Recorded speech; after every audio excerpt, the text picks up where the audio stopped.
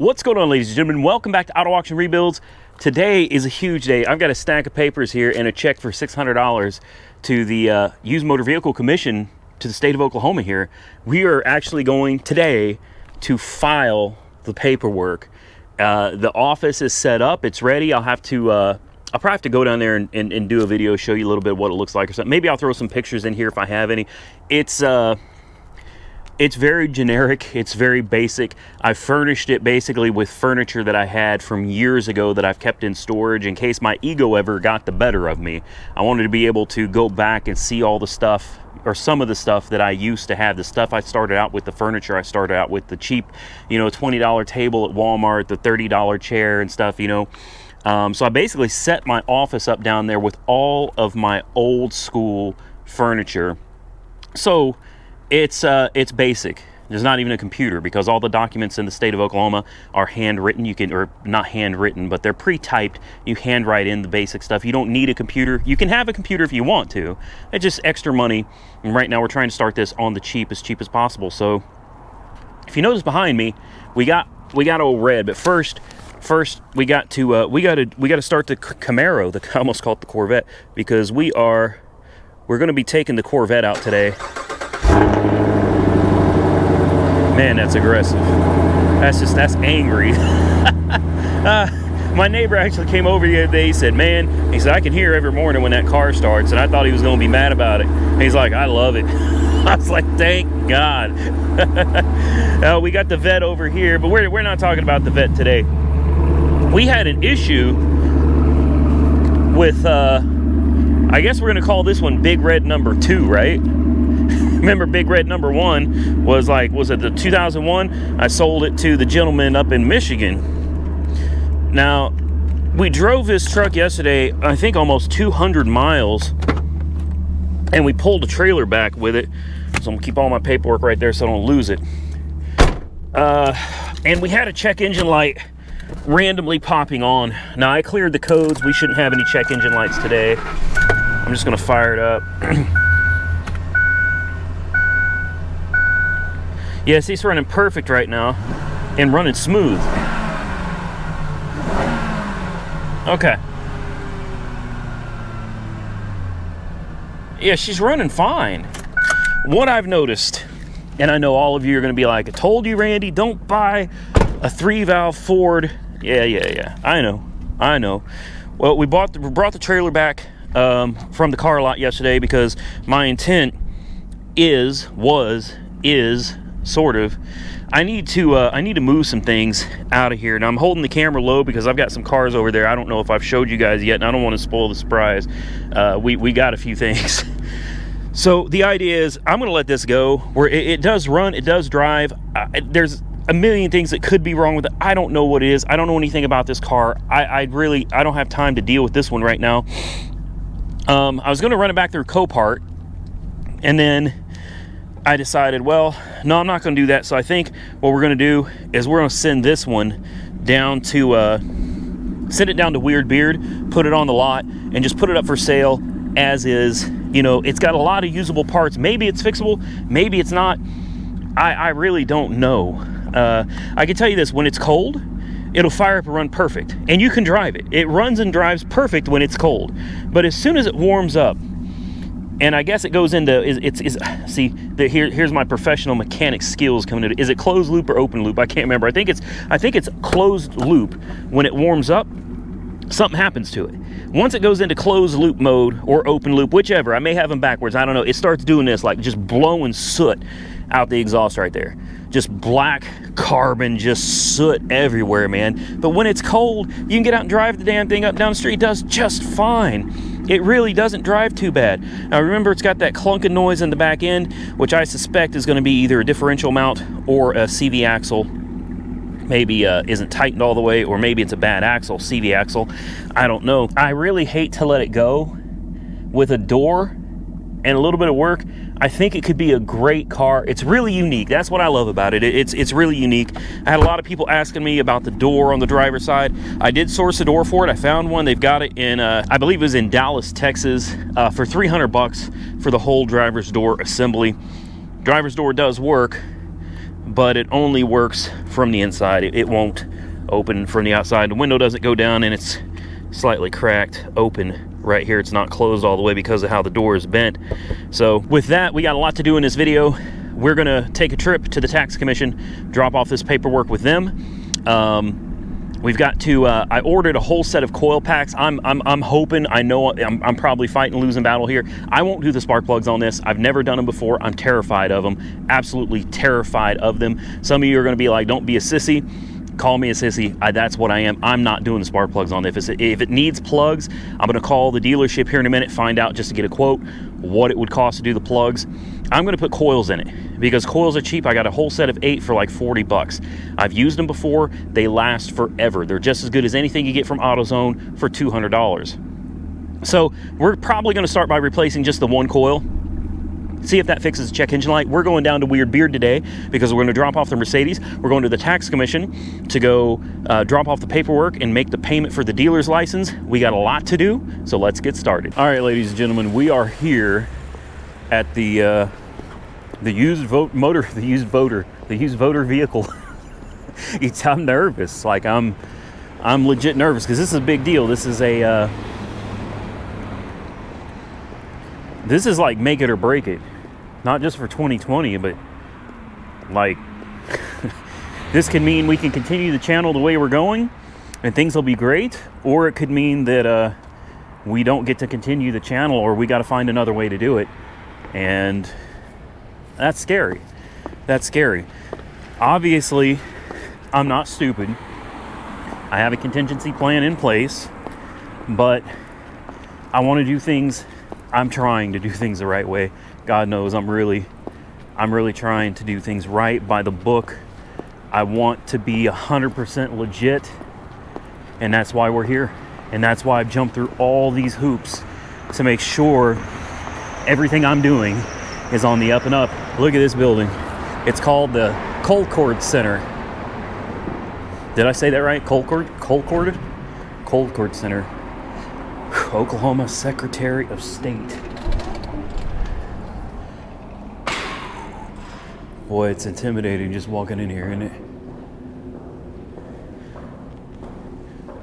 All right, let's do this. All right, so that is a wrap. They told me I have to be at the mandatory dealer training class the 13th of this month. Today is the 3rd, so that's 10 days from today. It'll be from 9 a.m. to 12:30 in the afternoon. And then I guess at some point after that, gotta jump. Woo! At some point after that, we'll find out if they approve the dealership or not. So now I guess it's time to go get a coil pack, go back to the house, and change the coil on the pickup truck so we can deliver that Mercedes to Weird Beard. You know that old saying, if you didn't have bad luck, you wouldn't have any luck at all? Check this out. Here we've got the beautiful Corvette, right, that we just got done taking out, delivering our paperwork, picked up the coil, everything that we needed to hopefully get the truck running right, since it's only a Misfire and cylinder number 8 under low RPMs under load. We're on the way home, and this is December the 3rd, by the way. I'm kind of documenting this. I already called the police department, made a report with them. They're going to check the street and hopefully remove what's in the road. But I hit something with this wheel, with that wheel, and it scuffed up this rocker. That's just dirt. So it looks like, let's see if I can find scuffs. There's scuff marks right here. And I don't see any damage to the rim, at least I hope not. There's also scuff marks right here. But the real issue is when you get over here, where is it? Right, starting right here. Look at that. Scratched it all the way over here. There's another big scuff right there. Another one right here.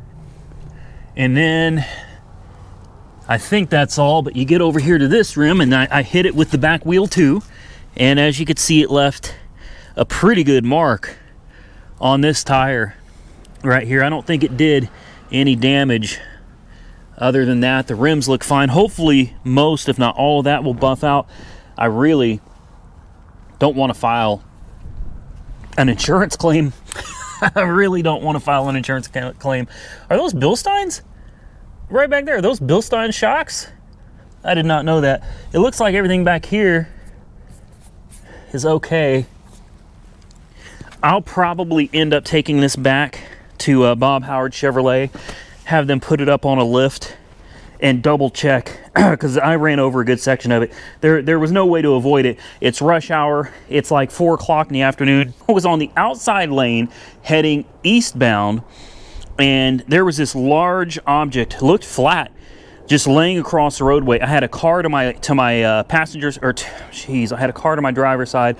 I couldn't move over to change lanes, and I had a curb on the other side that I didn't want to run over. So I slowed down and I hit the object. And man, it looked like I hit it, and as it came out the back wheel here, as it popped out the back, I could see in my mirror, it looked like glass. It's like a big piece of metal or something full of glass, and it just went, the glass just shattered, man, and just flew all up in the air. Like it was absolutely crazy. Are we having bumper fitment issues? I don't need this right now. This doesn't line up. This doesn't line up. Bumper fitment issues. Okay, well, I'm at this point, this side looks all right, just the other side. They could probably adjust that. Anyway, we got our Value Craft coil. Let's go put it on so that we can hopefully tow the Mercedes out of here and make a little more room. All right, welcome to the 3-valve. Tools needed. Hopefully, just a small ratchet, small extension, 7mm. New coil on plug.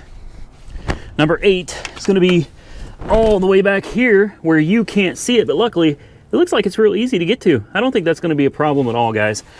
And I already called the dealer. The dealer said if I provide my own plugs, which, by the way, this is going to piss a lot of you off, you Ford people, I won't be going back with Motorcraft. Motorcraft still makes the 2-piece plugs. No, thank you. If I do the plugs, I'm going to go with the Champions. The Champions are like an upgraded version. They are upgraded. Instead of the 2-piece casting, it's a 1-piece casting, which means when you go to take them off the next time, they're not going to break off in the cylinder. You won't have to deal with that. It won't be an issue. You can change them yourself. I've got a brand new set of 8 coils coming from Amazon. I can get the new plugs, but I really don't think this is a spark plug issue. I think it's a weak coil assembly. We're going to replace the coil. Try to tow the Mercedes. If all goes well, we'll leave it alone. I'm not messing with it. If we got to replace the spark plugs, the Ford dealer wants $504. That's all in. I provide my own parts. And if a plug or 2 or 4 or 6 break off, they're going to take care of that with that, what is it, a Leslie tool? Or so yeah, I think it's called a Leslie tool or something. They got all that. They're experienced. They know how to do it. They know the best way to do it. So if we need plugs, I'll be sending this to the dealer. And yeah, it's a big chunk of change. We're talking about, we paid $2,100 out the door for this. $500 for spark plugs. That sucks. But if it's got to be done, it's got to be done. We'll just deal with it, man. That's the way it is. We're gonna eat it, and we're gonna make this truck a good truck. Now, if the cam phasers go out, we're sending it. I'm done. But if it's just spark plugs, we can send it to the dealer and let them handle that. Now, I want to jump in here and let's see if we can get cylinder number 8 coil way back here. I'm going to have to climb up in this engine. Let's see if we can get that sucker out. All right, step 1. Boy, these plugs, golly. There we go. That wasn't too bad. That wasn't too bad. We can do this, guys. People say working on these Fords is hard. This is nothing. Ain't nothing but a G thing, baby. All right. I think we can get down in here with this now and loosen it up the rest of the way by hand. And we can. Good, good, good. And then hopefully we could just pull it out with the bolt in it. Or maybe we should take the bolt out just to be safe. I really don't want to lose it, especially if it falls down in the cylinder, right? So let's err on the side of caution here. There we go. We got the bolt. So now the coil on plug hopefully will wiggle out of here, and it does. There it is.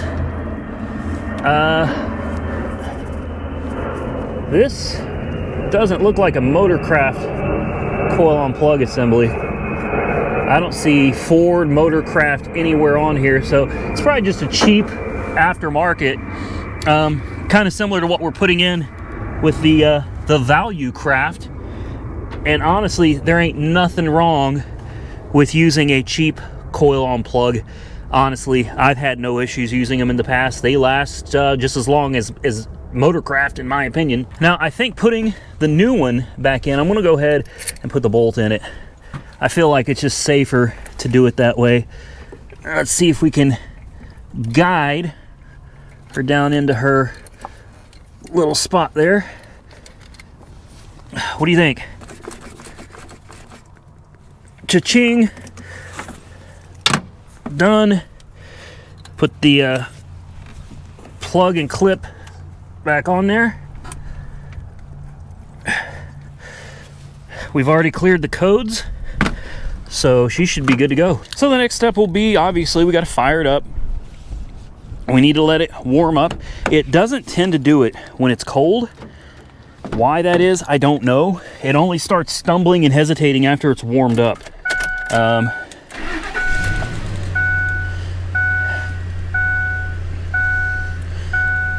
All right, so she's running smooth, no issues. Let's let this thing get up to operating temperature. Maybe I'll back it up and I'll put the Mercedes on it, and we'll take it for a drive with the Mercedes. And if it's gonna act up, it's definitely gonna act up pulling the Mercedes behind it. All right, so I know a lot of you are gonna freak out because you're not gonna like the way I'm gonna tow this Mercedes. I'm gonna tow it by the front end, like you would tow most cars. Oh, I need to get that out of there. That does not go with the car. Yes, sir. I'm going to tow it like you would tow a front-wheel drive car, except this is a rear-wheel drive car. Now, if I'm not mistaken, you can get away with this. Listen to this. I want you to hear how well it starts up. All right, when it's cold, she fire right up, runs perfect. Watch the RPMs. Smooth. She runs great when she's cold. And by the way, the air conditioning is R12, original R12, and it still works. Now what I'm gonna do is to tow it, I'm going to leave it in neutral with the engine running. I believe doing that protects the transmission because the transmission pump is running, circulating fluid. I think as long as you've got it running and in neutral, you can tow it just fine with the rear wheels on the ground. It's gonna be all right, it will. So what I gotta do now is I gotta maneuver this thing out of here, and we gotta get it over here to the truck. We gotta get this trailer ready.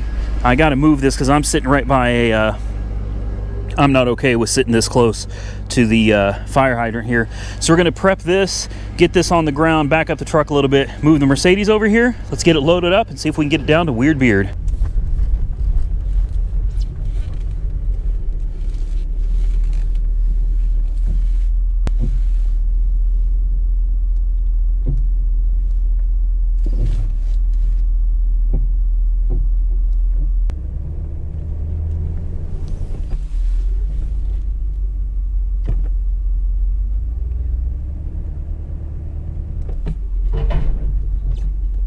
All right, guys, we are loaded up and ready to go. I've double and triple checked my straps, my chains, everything is locked down. The Mercedes is running in neutral. All of my lights are on. I even got the car lights on just as added precaution. We got the rear lights back here, signals. Everything is working like it should. Doors are shut. In fact, let me check this door over here one last time. Yes, door is shut. So I think everything's good. We just aired up all the tires. I always do this before I tow. I check air pressure on everything. 35 psi on these, 50 psi on those. And now it's time to find out if the truck is going to have a misfire or not, because release the parking brake. It only does it at low RPMs under a load. So we will find out very, very shortly if this thing is still having a misfire or not, and if we I guess then we got to decide what to do. Do we send it to the dealer, get the plugs changed, and hope that's the problem and the coils, or do we send it down the road as is? Let's get on the road and let's see what she does. All right, so we may have dodged a bullet on this one, guys. Just maybe. We're pulling, probably can't see it. There we go. We're pulling solid. Overdrive is off. But even when I had overdrive on, no misfire at all. And I mean, you can feel this thing's heavy. That trailer's 800 pounds. I don't know what that 500 SL weighs, but I'm thinking we're pulling at least 3,500, maybe 4,000 pounds behind us. We had to put it in 4-wheel drive. I've got 4 high on right there. A lot of you probably wondering why, and we kept spinning the back tires. When you come to a stoplight, and you know you have to stop, we hit the gas to go, and it ends up we literally were burning the back tire. So I put it in 4 high. When we go to make sharp turns or anything, I'll definitely turn it off so you don't get that crow hop or whatever they call it. But so far so good, man. No more misfire. Another damn thing in the road. That's an animal, wasn't it? And I just straight up ran over it. Oh well. I already ran over one thing today in the Corvette. Yeah, the truck seems to be doing good, so I'm really happy. Now we're going to, because the gas is a little bit low, what do we got, under half a tank? We got an hour drive out to Weird Beard Auto Sales, and an hour drive back. I'm going to go ahead and fill up right now with 91 octane premium gasoline, and then we'll hit the highway, and we'll see how it goes. And if you're not subscribed to Weird Beard on YouTube, you got to go check them out, man. I haven't been able to keep up with them lately. In fact, I haven't really been keeping up with any of my favorite YouTubers lately. It's hard when you run a YouTube channel and stay as busy as I do, but go check out Weird Beard on YouTube, man. He has been a big help to me. I think we've done a lot to help each other out, and I look forward to working with him later on in the year. All right, let's see what kind of fuel economy we're getting. We ended up using 12.1 gallons, 165.4 miles, which equals, yeah, I had to use a calculator, 13.66 miles a gallon. Not bad. Not bad at all. Let's see what kind of fuel economy we get towing. All right, ladies and gentlemen, we're getting close to Weird Beard Auto Sales, and oh, there's a stop sign right there. And hopefully you can see the instrument cluster here. Full tank of gas. It's been I'm in 2-wheel drive again. We haven't experienced any more shuddering, any more check engine light. There's been no misfires. We've driven it 48.5 miles so far with absolutely no issue. We're still on a full tank of gas, and we're almost there. So it looks like that coil did resolve our issue, and that is excellent, excellent news. I'm going to be honest with you, I did not expect that a half-ton pickup truck could tow this nicely. It's actually quite comfortable. It tows very, very well for being a little half-ton truck. The torque is just right, I would say. I mean, it's definitely not the 7.3 Power Stroke turbo diesel. You know, you're not going to get diesel power out of this, but for what it is, it pulls just fine. See, we're coming up on a hill here.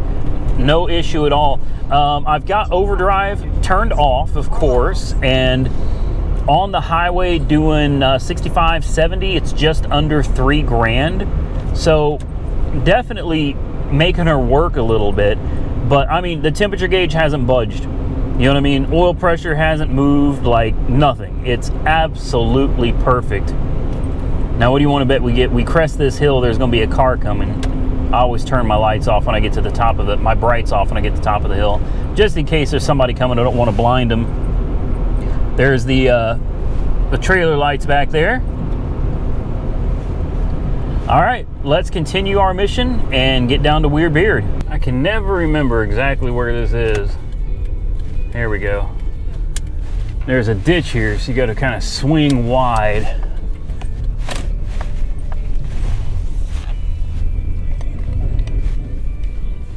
And we made it. I think I'm just going to sit it right here,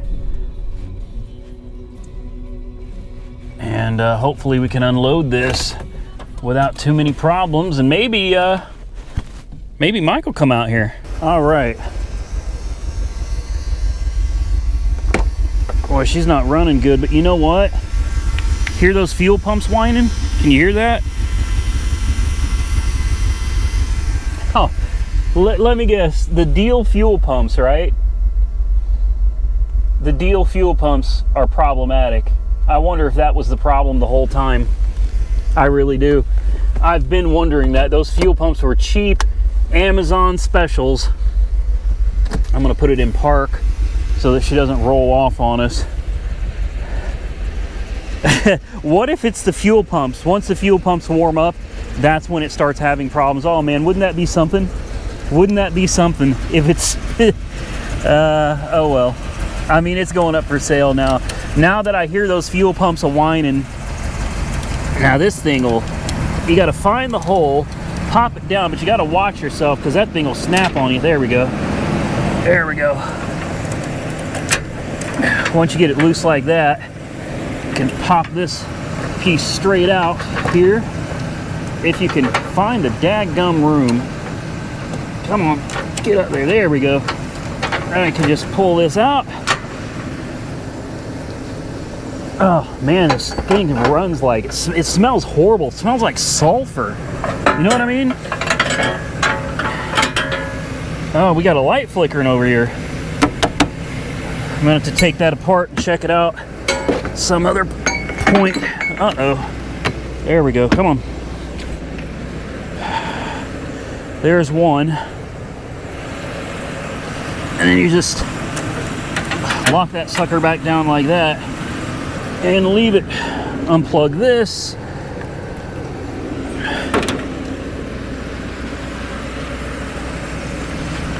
Same thing with this one.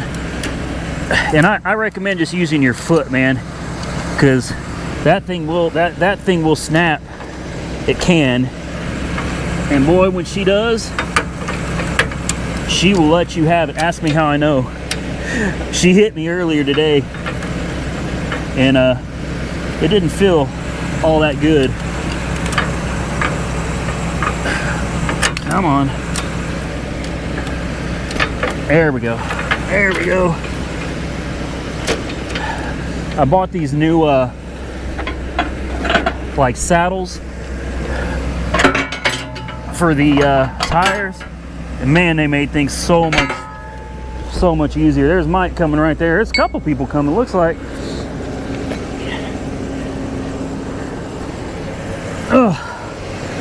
Climb under here and unbolt these, and then we can drive the car off the trailer. It's that easy, boys. And people complain about this little dolly that I got, man. I'm telling you what, this thing is awesome. I love it. Take that off, set it there, pull your chain out, boom. One down, one more to go. We're almost to the end.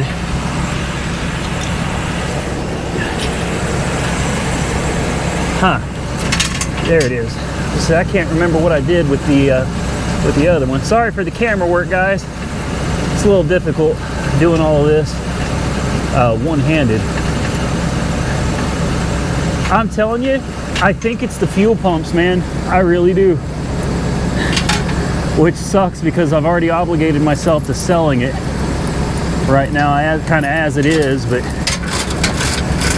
all right, one chain that about hit me in the face. Two chains. Who the hell is that? What's up, Mike?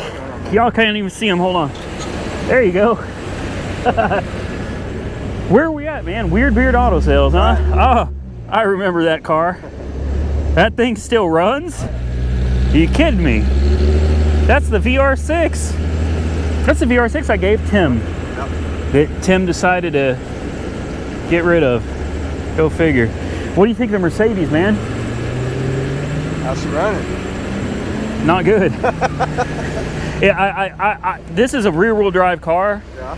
And I didn't want to tow it by the back and drag the front and have to deal with swaying around, so I left it running, put it in neutral, and I figured that way the transmission pump is pumping fluid and keeping it safe.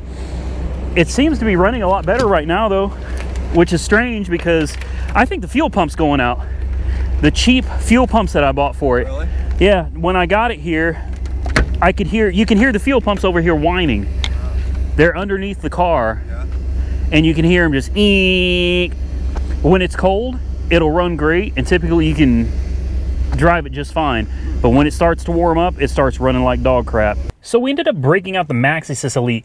I had no problems with the truck at all, and we've driven right at 100 miles since we replaced that coil with a heavy load behind it, and it did perfect. We used a quarter tank of gas, and on the way back to the house, like within like 2 miles back to my house, I felt an occasional stutter, just ever so slight. And then I noticed as we were going up a hill, I felt a few more stutters. And I thought, man, I hope we got enough out of that. It was low RPM just like before. I was hoping we got enough to get a check engine light, or at least to get a pending code. Unfortunately, it was so faint and so quick, we actually didn't get anything out of it at all. So that sucks, but it is what it is. So at this point, do I consider it fixed? Yes, no, and really the answer is I don't know. Look, here's the deal. When one coil is failing, chances are all of them are failing. Whether you know it or not, whether you want to admit it or not, chances are when you have one coil going out, you need to replace all of them. If you have one spark plug that's not firing properly, you should really replace all of them. It's just one of those things that's best to do in sets. That's my opinion. You can agree or you can disagree. That's fine. But we do have a set of coils coming, and now I've got to make kind of a big decision. Do we just send it to the dealer, let them handle the spark plugs, and any issues that may arise from them breaking for $504? It's also worth mentioning, it's $504 for the dealership to do the labor. It's going to cost me another $100 for the spark plugs. They're like $12.99 a piece. Okay, so another $100 for spark plugs. So now we're like $604. The coils were $40. So now we're like $644 before tax. That's where I'm, honest to God, that's where I'm just sitting here like, I don't know, man. I don't know. I will say this, 95% of my trip all the way down there and back of that 100-mile trip, flawless, man. Absolutely flawless. Not a hiccup, not a stutter, not a shimmy, nothing. But on the way back, just right down the road from the house, man, I felt it. I know I felt it. My fiance felt it. It's very pronounced. When I said that it's not too bad, it's really not, but it's enough that you can feel it. Like you can feel the truck like, and then it goes away, and then it's fine. And then again, it'll come back. Anybody that owns a 3-valve, you felt it, and you know what I'm talking about. If you don't, you just go drive one that's having a spark issue. You'll understand what I'm talking about. So I guess that's the thing. Like, dude, let me give you the all-in numbers on the truck thus far. Okay, all in was like $21.50 out the door from Copart. I spent $80 on a new rim. As it turns out, I wasn't aware of this, but the front left rim from an impact is damaged, and it's damaged to the point it needs a new rim. So we spent $50 on a new tire for the rim that was in the bed. You guys are going to have to add this up because I don't have a, hold on, maybe I do have a calculator. Hold on. Let's do this. Let's go to finance. Let's do calculator. Let's do $21.50 out the door. Let's add $80 for a rim. Let's add $50 for a tire. We spent $40 on a set of coils. So in the tags cost me $250 on this. So right now we're at $2,570. Now, this is a $5,000 truck all day long. Any of you know that. In any of you car people out there, you know this is a $5,000 truck. Well, with the doors fixed, it's a $5,000 truck and running right. So we're at half, all in right now. We're at half of what this truck is worth if I went out and bought one. Here's the thing. I don't want to spend $5,000 on this truck. I really don't, because I could have gone out and found one. Now the thing with that, I could have found one for $5,000. In fact, I could not. The thing is, when I looked up this truck, I was trying to decide whether to just buy one for $5,000 or not. $5,000 was the cheapest that I could find one of these for. And for $5,000, it was beat to hell with 230,000 miles on it. So I decided to get one with less miles and take my chances. So we're at half of what a beat up one of these trucks would cost. But I don't want to go and have like $5,000 into this truck and then not be able to sell it when I'm done with it, or want to upgrade later down the road. I'm tired of losing money. So $2,570. Let's say we go ahead and we let the dealership do the plugs and the coils. That's going to be $504. Add to that $100 approximately for the plugs themselves. And now we are at $3,174. If we wanted to fix the truck, like fix the doors, we're going to need a couple doors. That's probably going to be like, let's assume on the cheap side, $500 for doors. Now we're at $3,674. Now, is that still a good deal? Yeah, it's still a good deal, because now we've got a truck that looks right. Hopefully we can find the red doors so we don't have to get it painted. Now the doors match, you know, they're not wrecked. The truck looks good. It's got a good set of tires. Oh, but wait, it needs rear rotors too. There's a vibration, especially when hauling a load. When you hit the brakes, you can feel it shimmying. It's not coming through the steering wheel, so that means there's a bad rotor on the rear or two. So, you know, what, probably $50 for rotors? I don't remember. Anyway, I lost my numbers. Okay, so, you know, now we need probably $50, maybe $75 for some good cheap rotors, probably another $25 or $50 for pads. And that gets us to where we have the truck pretty much sorted out, unless we have cam phaser issue. And don't think that I'm not sitting here sweating that. I am. I know the problems with these 3 valves. They scare me, but I love the truck. I cannot lie. This thing rides so... Even pulling a freaking car behind it, this thing rides like... It pulls like there's hardly anything back there. You can feel definitely the additional weight, but it pulls great. It is so smooth. It is so comfortable. It really makes you feel confident that you can do this. You can pull this, and you can do it at full speed, and you're fine. It's really a phenomenal truck. I got to admit that. Aside from the 3-valve issues, the truck itself is a great truck. Is it worth it? I don't know. And that's assuming we don't have any more problems, you know, and we should probably change fluids. Surely we need an oil change. That's one of the first things we should do. We should change the transfer case fluid, front and rear diffs, absolutely. Probably transmit. There's just so many things. How far do I really want to go into this? Because at the end of the day, it's just a work truck. I don't need it. I don't need to replace the doors. I don't need it to be beautiful. I don't need it to be fancy. What I do need it to be is reliable. I need it to be something I depend on. What if the cam phasers go bad? There is a solution for that. I've talked to some people who say that they can actually code the cam phasers out of the ECM or ECU, whatever you want to call it, PCM, whatever Ford calls it. They can actually code those out, lock the cam phasers completely out of the programming, so it's not an issue. Like you can program the cam phasers completely out of the equation, so that's not really an issue. What do you guys think? Comment below and tell me, because I'm really torn. It's a lot of money to take it to the dealer and have the plugs done, but I'm not comfortable doing it myself, and I won't. I'm not going to do it myself. It'll have to go to the dealer. $504, $100 for spark plugs, $40 for the coils that I already bought. And maybe this thing will drive down the road for a long, long time. And maybe it'll blow a head gasket, or maybe the cam phasers will go out, or maybe the timing chain guides, or maybe the oil pump, or maybe it'll drive fine forever. I don't know. I'm rambling now because I just don't want to do with this truck what I do with every truck, and that is bury myself into it to where I have 10 grand in it.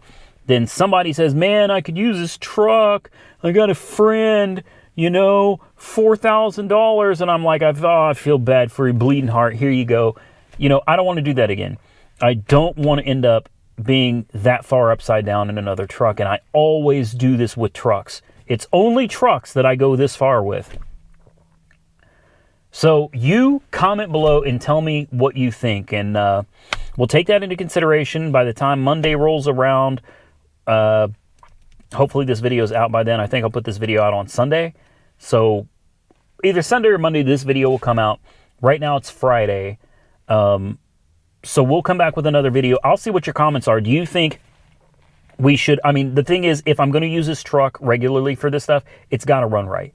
It has to run right. And I'm not doing the spark plugs myself.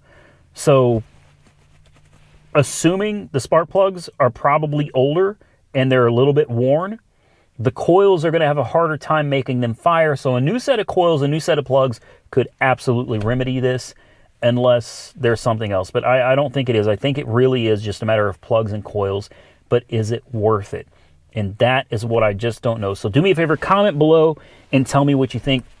Check out Weird Beard on YouTube. Go subscribe to him. I think you're going to like his content. He does some really cool stuff over there. He's great with everything, man. With mechanical, he's great with body work and paint, like welding. Dude does it all. Big shout out to Mike from Weird Beard, locally known as Weird Beard Auto Sales, but on YouTube, Weird Beard. With that, it's been a long as day, and I'm gonna get out of here. Dinner's on the way from Whataburger. I'm getting the honey barbecue chicken sandwich with large fries and a large Coke. I don't need it, but that's what I'm getting.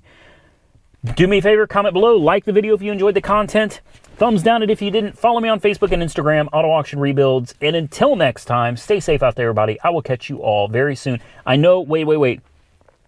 I know I said I was going to show you guys the office.